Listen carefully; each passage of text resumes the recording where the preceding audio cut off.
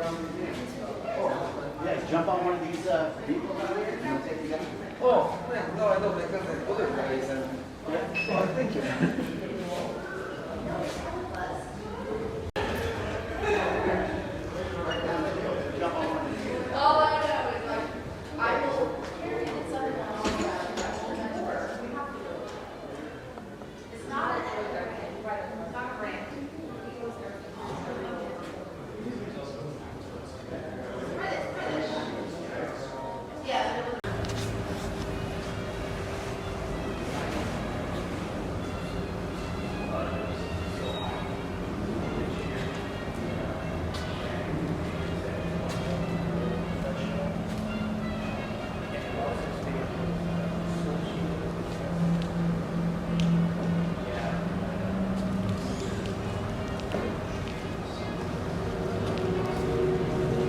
How are you doing? Doing fantastic, and yourself? Oh, fine. Do you mind if I videotape you? Sure. What is this display you have here? We have mainly American propaganda with a little bit of British.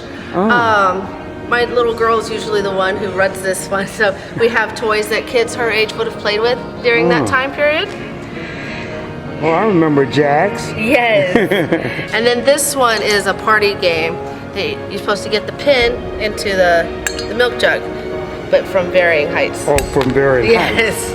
Wow. I had one little boy that was just a master at it. Like, oh my goodness. You have to have pretty good depth perception. Yes. What's your name? Christina Collins. Christina Collins. Yes, sir. And you say your daughter usually does this? Yes, my little 8-year-old. We're here because my husband is one of the reenactors down at the battle. Okay. He usually does British Airborne, but today he's American. Oh, good. That's why we have the British stuff, because we usually are accompanying him. Right. And we do Operation Pied Piper when the children were being evacuated from the big cities. This is Operation Pied Piper? Yes. Wow. And it was when the children were being evacuated? Being evacuated from the big cities to the countryside, and some were even sent to other countries in the Commonwealth as well as to the United States. Okay. Some of them never to find home again because either there was no home to go back to, or their parents figured they were better off and just left them there. So this is like World War II, huh? Yes, sir. And is this a reenactor's dress that you're wearing? Yes. Period? Yeah, my husband sewed it for me. Ooh, he's talented, huh? Yes, it's his first attempt, so it's not perfect, but it's pretty good. Better than I could do. No, I think, he might look for a career doing that. It's his first attempt. I hate to see his 100th attempt. I'd love to see it, basically. Oh yeah, he did grind with it. Man, what a man. Yes. All right, well, thank you for sharing with us. Do you mind if we put this on our television channel? Oh, which television channel? It's the Veterans Arts and Wellness Network. It's on Roku. Sure. And you can see it online. Oh, awesome. Okay. Well, If you find it valuable, we go for it. wait a minute. Who is this guy? It's the One Joke Comedian. Yeah. Do you have a one joke for us today? Oh yeah. Marcus Hobbs? You want my one joke? Yes, sir. We'd love to hear your one joke. Okay. So, an ER nurse works a double shift. Then, after a long day and night, she gets off shift and she heads down to the pharmacy to pick up her prescription, right? So the pharmacist gives her prescription. She goes to sign the little receipt, and the pharmacist says, that's not a pen, that's a rectal thermometer. And she says, I guess some asshole took my pen again. Dum-dum. That was pretty good. Yeah, this is this is our famous AVAFest One Joke Comedian. One joke comedian, because I only have one joke. He always Now I has have two, doozies, but, a really good one. Yeah. So thank you, Marcus. Well, my pleasure. My pleasure. All right, Marcus Hobbs, one of my really good treasured friends. Well, thank you. And veterans. Yes. You're a veteran of what branch? The Army, yeah, Field Artillery. Oh, yeah, Field Georgia Artillery. Army National Guard. Yeah, that's a lot of people depend on that field artillery. I'm telling you now, when you're in war, you're glad to hear it coming from your side anyway. From every direction. Yeah, exactly. Yeah. So thank you, Marcus. All right. And you know what? Thank you for arranging for AVAFest to be able to be here at the Military Museum. We are honored. We are honored. Well, really. we're honored to be here too. Well, thank okay, you. thank you. All right. All right. So, welcome to the Texas Military Forces Museum. And this museum tells the story of the Texas military, beginning with the original militia, Texas militia under Stephen F. Austin, and goes up through the current Texas Army National Guard, Air National Guard, and Texas State Guard that are deployed all over the world and used for disaster relief in the homeland. So today, we're going to start with the Texas military during World War I and World War II, and it begins with the 36th Infantry Division being mobilized and going overseas to fight in France during World War I with General Pershing. So if you And that was all Texas? And that was Texas soldiers, some Oklahoma soldiers, and Choctaw Indians that were used as code talkers. So Wow. similar to the Nicolas Cage movie with the Yes. Navajo Indians during World War II, these were Choctaw nation people that used the same techniques in World War I. Wow. Yeah. Okay. So we start here with the troop ships. And so this would be a typical bunk that the troops would line up in and sail from New York to England before they would be carried over to France. Wow. Ooh, that was some sparse living right there. It was, but only for a few days. So then, once they land in France, they're transported by train to a marshalling area, and then from that they would either march or be taken by truck to the front lines where they would join the trenches. Oh, okay. And so this is a typical trench work that Trench you would have work. seen in France during World War I. Oh yeah, this is wow. These are the tools of World War Yeah, I. exactly. Look at that helmet, man. And so Ooh.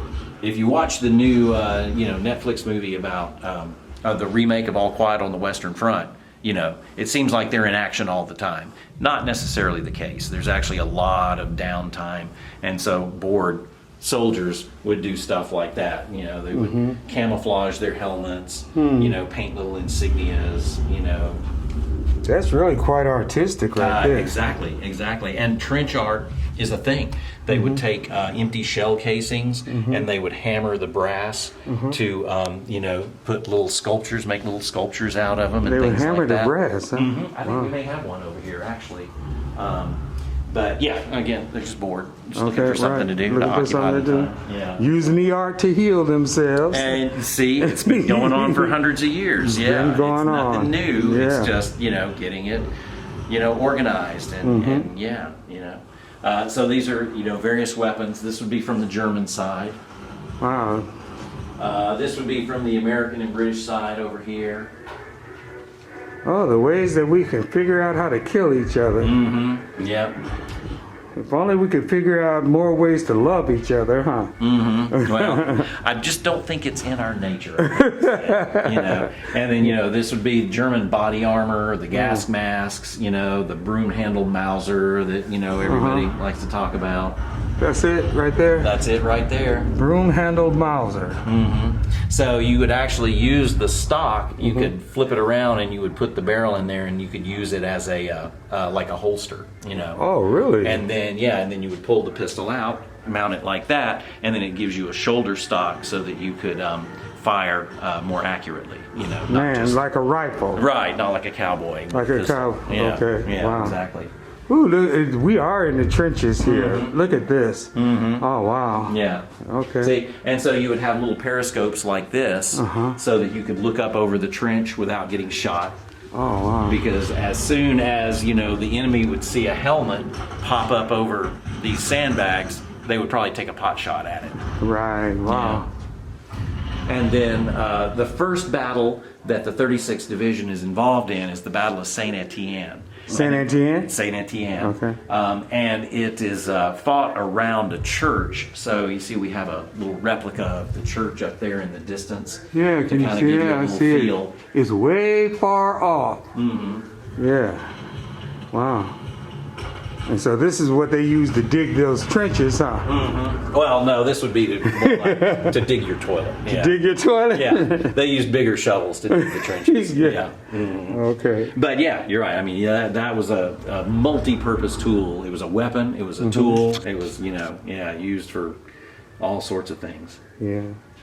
That's as a weapon, that's up close and too personal for me. Yeah, exactly. Exactly. But unfortunately, that's the way most of the fighting, especially towards the end of World War I, was like that. It was a lot of hand-to-hand combat, a lot of shotguns, not rifles, and it's gruesome, very gruesome, you know. And of course, they didn't talk about PTSD back then, but most of those guys, and they actually, they talk about this, not so much in the movie. Into the light. Oh, yeah. But in the book, All Quiet on the Western Front, they talk about how after being exposed to combat in the trenches, in World War I, that when the soldiers would try and go home on leave or, after the war, reacclimate to civilian life, they just couldn't. I mean, it was just too, they were just, too isolated, and nobody could really relate to what they had seen and what they had experienced, and they couldn't communicate what that was, so they just kept it inside. And a lot of those guys probably died very troubled. The British actually executed some of the people that had PTSD. Oh, wow. They didn't know what to do, and they didn't know what was wrong. Yeah. They didn't want them to come back into the British society that way. So they actually executed. Who is this gentleman right here? This is General Hewlin, and he was the commander of the 36th Infantry under Pershing during World War I. Okay. Yeah, and his family contributed a lot of the stuff that you see here is from his private collection. Wow. And so his trench coat, this portrait, some of the other things. Yeah, exactly. Now this shows you some of the Choctaw code talkers. So, you would have an underground bunker like this, and you'd have some radio communication, but you still used a lot of wire. They ran a lot of wire across the battlefields in World War I. And so the Choctaw would, sit in these bunkers, and they would communicate back and forth with, an artillery battery headquarters, main headquarters, and they could report, positions of enemy troops, positions of friendly troops, progress on the battle, and do it in such a way that you didn't have to code and decode messages. They were just speaking their native language. Yes. And any Germans that were intercepting these communications would have no idea. They were bewildered. Yeah, exactly, bewildered. And I'll point out one little piece of trivia that I think personally is very interesting. You'll see that right here, he's using a yellow number 2 pencil. Oh, yeah. Yes. Did you know that the yellow number 2 pencil was invented in 1913? And so it was taken into battle with the U.S. Army in 1918 when they went overseas for World War I. Wow. That is... The yellow number 2 pencil since 1913. This guy here, he looks like he's suffering with PTSD. Yeah, exactly. Yeah, I'm not sure if he's supposed to be Choctaw, but he doesn't look very Choctaw. He doesn't, no. No, he doesn't. Yeah, but they were there, and here they are here. And actually, this gallery has been blessed by a Choctaw. Oh, it has. Yeah, shaman. Yeah, Look at them. They came down. They sent a contingent down as we were finishing up this gallery, and. I love this gallery. How old is this gallery? We finished this one in 2011, maybe 2010 or 11. So it's been here a while, but it's relatively new considering the museum's been here since 1994. Wow. It's beautiful. It's so beautifully, authentically done. Oh, well, thank you. I mean, I really felt like I was in. Well, I'll put in a little plug for Edward Cepeda, who is our Deputy Director of Exhibits. He does amazing work. I think I heard something about Burkhead. This is Burkhead. Burkhead.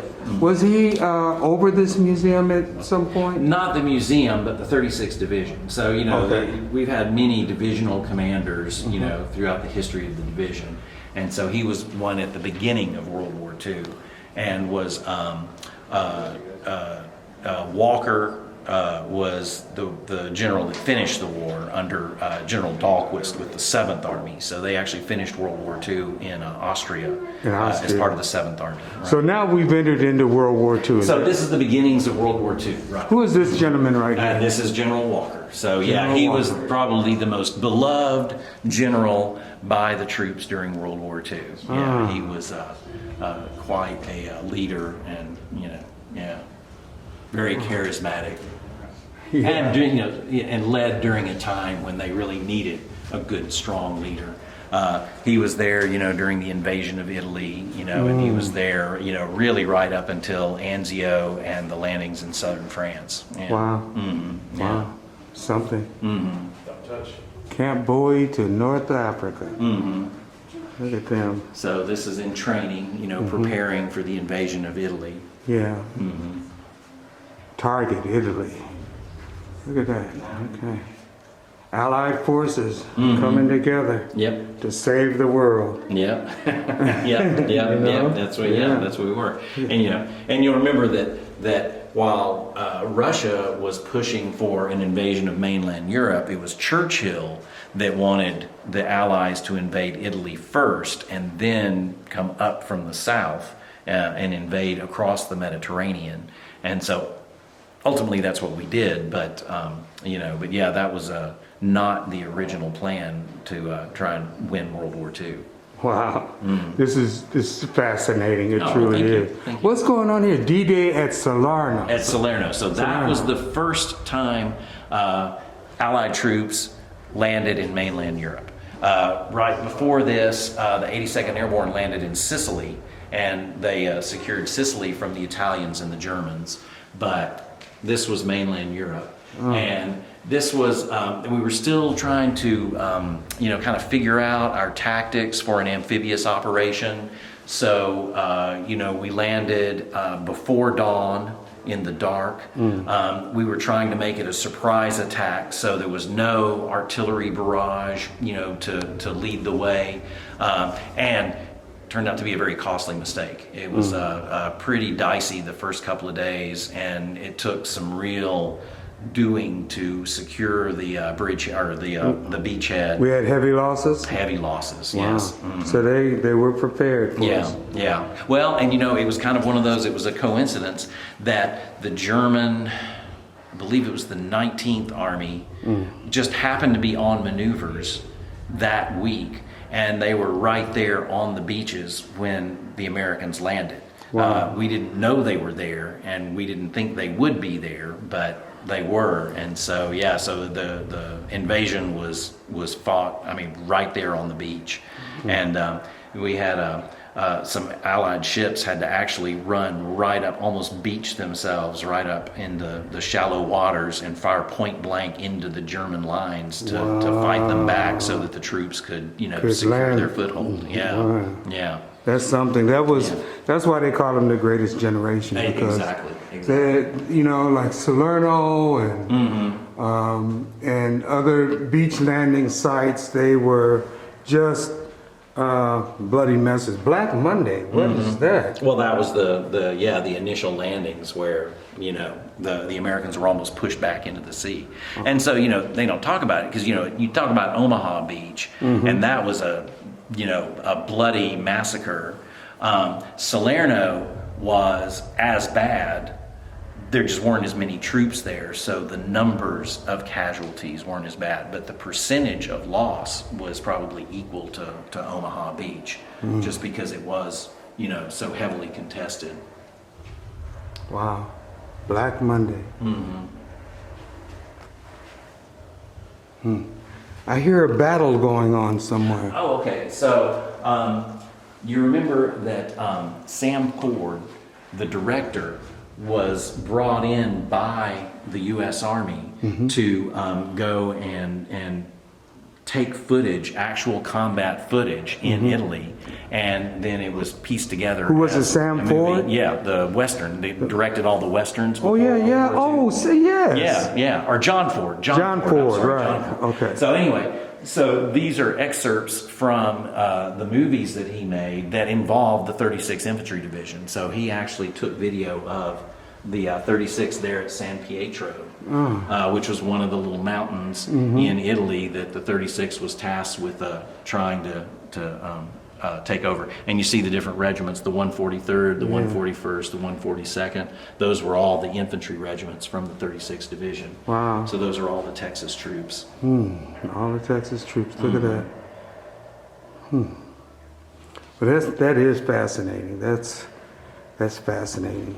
You are, It really is. you know, you turn out to be a one of the most knowledgeable people that I know Well, about thank you. military history. Well, thank you. You've Okay. been hiding that. Yeah, well, you know, it's been my hobby for a long time. It has. Now, I'd like to go ahead and put my plug in for King's Hobby and for the local scale modeling club. So wait a minute. What is King's Hobby? Oh, so King's Hobby is the oldest family-owned hobby shop in Austin. It was started by Bob and Alice King in 1973, and I bought the store from them in 2009. Mr. King was ready to retire. He had been doing it for a long time. And so I've been the owner since 2009. But before that, I started working at this museum in 1996, and we were tasked with building a diorama of the Salerno landings. Wow. So, you know, so that's when I met Bob King for the first time. And so we, the local model club, the Austin Scale Modelers, with the help of King's Hobby, built this as a three-dimensional graphic representation of what the American troops experienced. Wow, during the that landings at is Salerno. fascinating. How did you guys get the water to look like that? It's an acrylic. It's just a clear acrylic resin, you know, that you pour, and then you kind of sculpt it and shape it. There's techniques. I mean, there's Techniques? You know, yeah, YouTube has got a million videos about different techniques on, you know, how to do water, how to do sand, how to do this, how to do, you know, different things. I don't know if this camera and this light will show the full extent of the detail, so as the audience, the viewing audience, can appreciate this, but this is awesome. It is just something that you have to come and see for yourself to truly appreciate the workmanship Well, thank you. in this scale. And you're right, you have to come see it. So, then we have some more artifacts. And we just kind of follow the timeline of the 36th Division in Italy. So after Salerno, they fight their way inland. And if you're familiar with Italian geography, the Liri Valley is the good land that actually goes up the Italian peninsula and right into Rome. So if you can control the Liri Valley, you can control Italy. And so that was the overall plan, was to work their way up. To do that, you have to cross the Rapido River at Monte Cassino. That's the big natural obstacle. And if you're at all familiar with the war in Europe or in Italy, you know Monte Cassino was, again, one of the worst battles that the Allied armies had to fight. It was just a miserable, mountainous, slogging match that almost brought the war to a halt. Wow. You know, and so that over here is we have a little diorama that demonstrates that. This is in the Liri Valley, trying to cross the Rapido River. We're looking at it from the Monte Cassino side. So picture as a German in a bunker with, you know, an artillery unit behind you. You're looking down into this valley, and you can see the American troops trying to cross this river. And the casualties here were just horrific. You know, the 143rd Infantry Division almost, or 143rd Infantry Regiment just almost ceased to exist as a fighting element after this battle. But yeah, they arrived at the riverside. Of course, it was a night crossing, so they're having to work their way through minefields at night. Then they get to the river, which is a fast-flowing current. It's not just a lazy river. They don't have proper bridging equipment, so they're trying to use little rubber assault boats to get across the river. They're constantly being shot at by the German artillery. You know, the bridges that they're putting up are being destroyed. You know, the boats are breaking free and they're being taken downstream. So you might go in at one spot, and by the time you get across the river, you're half a mile away from where you're supposed to be. Very, you know, disorganized. You know, and were ultimately pushed back. Any Americans that got over were captured or killed, and most of them didn't even get across the river to begin with. Yeah, so it was tactically it was a failure, and was a very costly failure. And ultimately, let's see if we have a map here. I see sacrifice along the Rapido. Yes. Rapido means rapid, doesn't Means it? rapid in Italian, exactly. So yeah, so ultimately the British and the New Zealanders just skirted around the whole thing and, you know, bypassed Monte Cassino and came into the valley from the other side. Yeah. But that was after spending, you know, a month or two just, you know, basically stalemated trying to get through all that. And there was an ancient monastery on the top of Monte Cassino that was bombed into rubble, which, you know, to this day is still a tragedy for anyone who studies ancient architecture. That building is just gone. And then the German paratroopers that were holding on to it fought till the last man, and it was just a deadly, deadly defense with a lot of attrition. Yeah, it was a bad time. Wow. Yeah. What is this here? So this is a little town in Italy called Velletri. Called And what? Velletri. Velletri. Velletri. It's a little town to the south of Rome. It's in the valley. And so once Velletri was secured, so after they finally fought their way around Monte Cassino, they got across the Rapido River, then things start to look up for the Allies, and the 36 pushes quite quickly into a town called Velletri. Well, Velletri is along the road to Rome. And so with Velletri secured, you have this network of roads that it's now in Allied hands, and the road to Rome is completely open. So the 36, they came into this town, they secured it, and they opened it up, and then Patton came through with his troops and drove straight into Rome.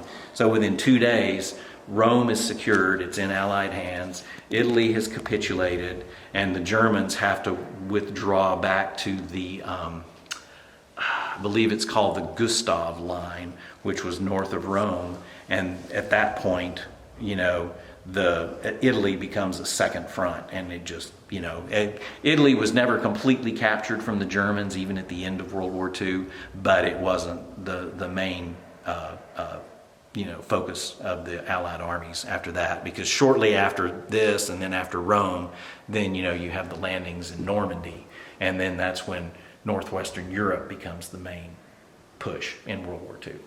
Wow. Yeah. Fascinating. Fascinating. So I see. Oh, look at this wall here. So now this is talking about the next phase for the 36th Division, which after Velletri and Rome, the 36th is pulled out of the front line. They're allowed to rest, refit. The 143rd that was so decimated at Rapido is, you know, got, you know, all replacements. It's replenished. And so then they send the 36th Division across the Mediterranean to the little town of San Rafael right up here. Oh yeah, I see San Rafael. San Rafael. And if you look around, you know, you've got Saint-Tropez is over here. You've got Cannes is up here. You've got, you know, you're on the southern coast of France on the Mediterranean, which is essentially European paradise. You know? Yeah, now it is. Yeah, well, even back then it was, believe me. What's going on here? So this is showing the landings in southern France. This takes place in August after the landings in Normandy. So the German troops are pretty demoralized. Their supply lines have been cut off. So, you know, they're short of ammunition, they're short of fuel, they're short of food. So you know, there's still some serious battles. Toulon over here is a big battle. You know, so there's you know, some fighting that's going on, but it's nothing like what they faced in Italy.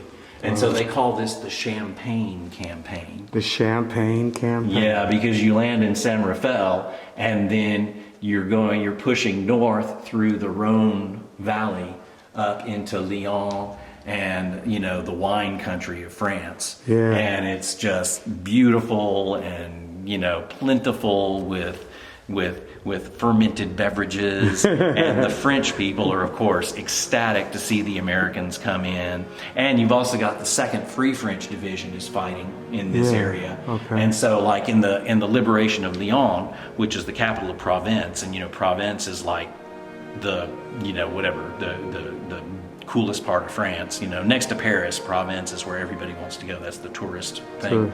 So. Even then? Oh, even then. Oh, yeah. No, even then. Even then. So yeah, so the 36 guys, they push up to the outskirts of Lyon, and then they're waiting. During the night, the Germans just scatter. They're just gone.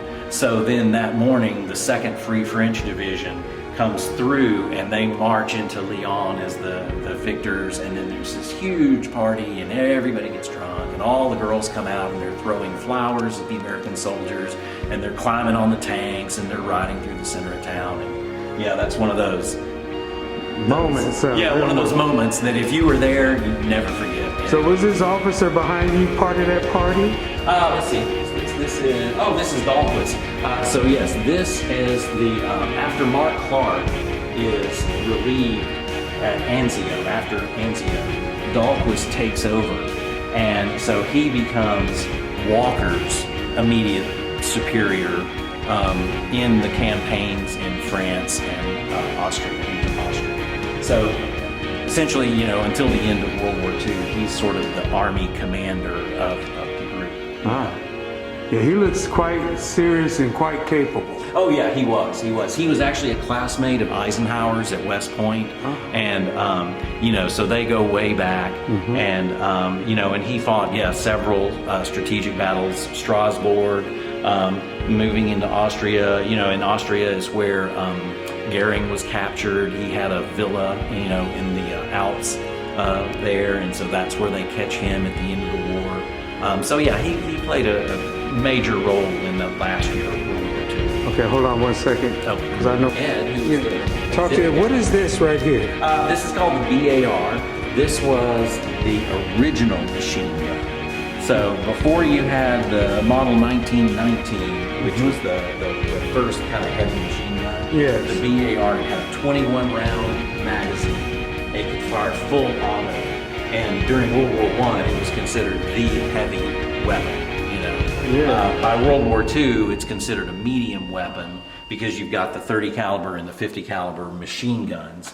But the BAR was used by the troops. It was heavy, but it was really loved by the troops. And didn't they develop a double 50? Oh yeah. Oh yeah, they had a quad 50. You know, they called it the Stinger, which was 6 50 calibers in a little turret that they mounted on the back of PT boats and patrol boats. I mean, yeah, the M2, the 50 caliber machine gun, a much beloved weapon. Yes. So we're going to wrap this up. Okay. There's so much to see. Oh yeah. So what would you like to say to the people about visiting this museum? Well, please visit. It's free. It's open 6 days a week. We're closed on Mondays, but Tuesday through Sunday, 10 to 4, the museum is open, and you will be surprised and shocked at how much there is to see here.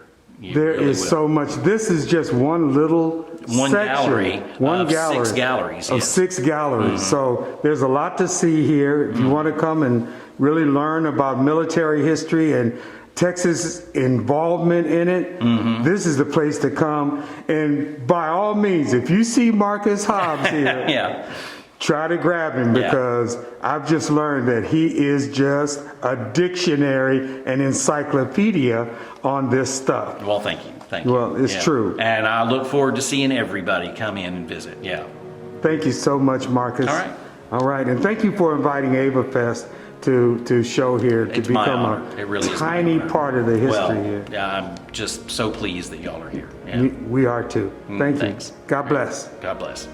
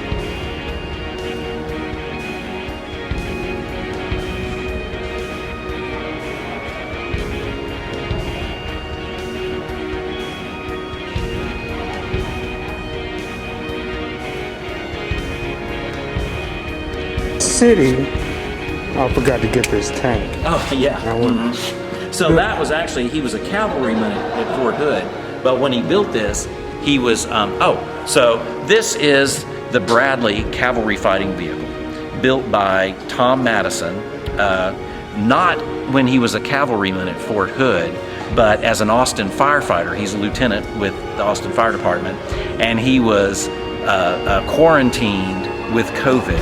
And, you know, in 2 weeks' time, dealing with COVID, you can only watch so much Netflix. So, you know, he got this model, and this is what he built to help maintain his sanity during his COVID That's a lot recuperation. of detail. There's a lot of detail in it. Yeah, I'm expecting for, I don't want it to shoot a BB in my knee. You know? So we have so much enjoyed